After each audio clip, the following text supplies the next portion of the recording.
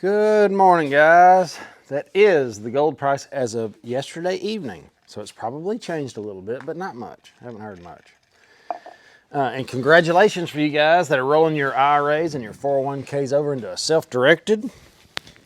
Because it is going to be so cool to be holding precious metals in the Thunderdome.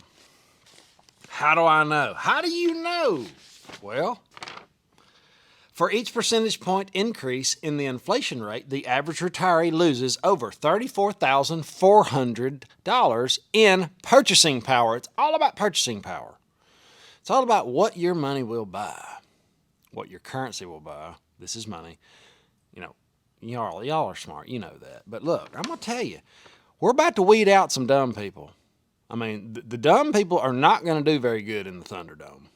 Okay? So it's going to be sad, but I've done my best, and I know y'all have too, to try to fill people in on what's coming. But if you're not there and you just think it's going to be endless prosperity for the rest of our lives, then you should act that way if that's the way you feel.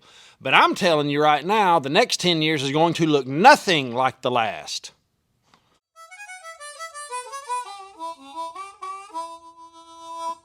Woo!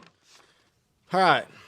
So, I took a few notes. Elon Musk is pausing the Twitter deal until the users are proven to be real. Well, you might be waiting a little while, Elon. My Twitter account's just gone. I can't even find it. I had two, and the one that was growing has now vanished. But look at what he's doing. I mean, this guy put the network effect behind Dogecoin. Before he showed up, it was just another Fugazi. It was another token, a digital coin that did nothing. Fiat, ample amount could be printed or created. It doesn't matter. He shows up, it goes to the moon. Okay, well, look what he's doing to Twitter. He is manipulating Twitter, and he doesn't even have to buy it. He shows up, makes them an offer, steps back, assesses the company. Hey, this is fake. You're going to have to prove it's not. What are we going to do? If they can't do it, the stock plunges. If they can do it, then so be it. But you see what he's doing? It's awesome. He's doing it and not even having to put a penny out. You go, dude. I wish you'd buy Google. All right. The rents are up. Inflation's up. I just got some notes written down here. And energy is the cherry on top. That is the straw that's going to break the camel's back, in my opinion, because when energy goes to when people can't get to work, energy, diesel, oil, all these things, oil, I've been saying for a long time, oil at $100 a barrel is going to be a deal in the Thunderdome. So, and this is why I'm selling another rental. I'm trying to put my money where my mouth is. I mull on these things a lot. And when you've got rental properties and they're cash flowing every month, the renters have not been late. We might have had one late rent we have got they're good people because I screen the heck out of them.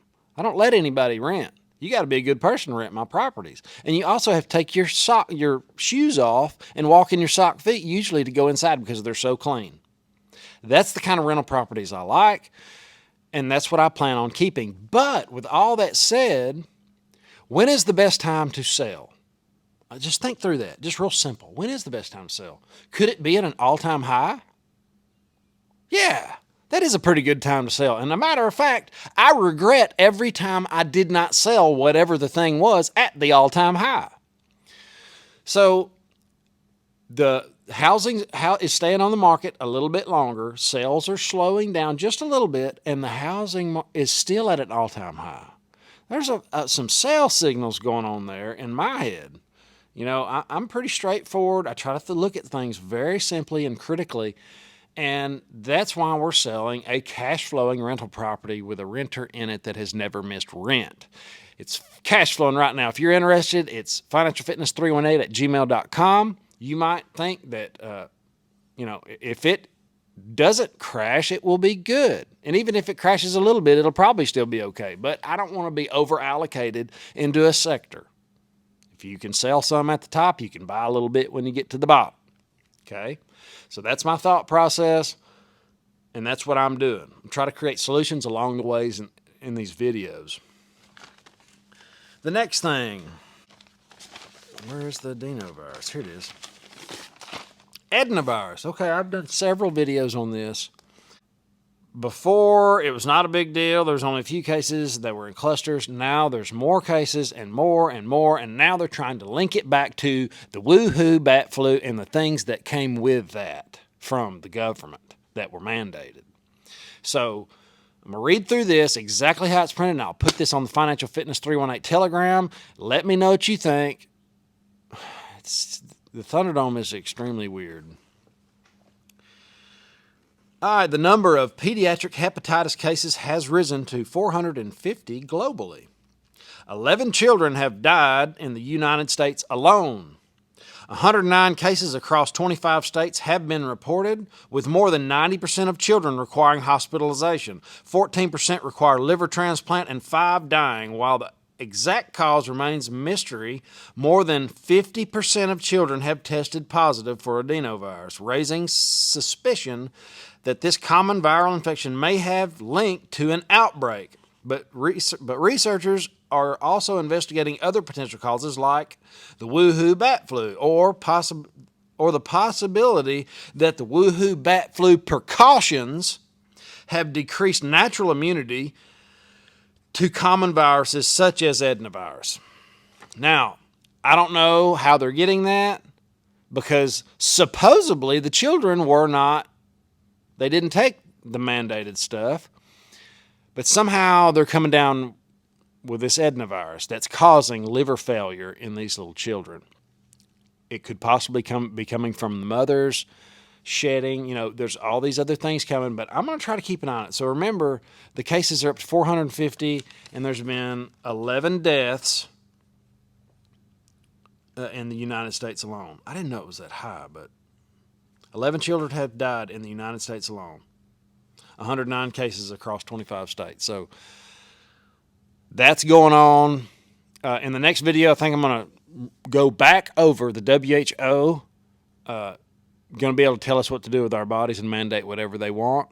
For somehow or another, our people in charge think that's a good idea.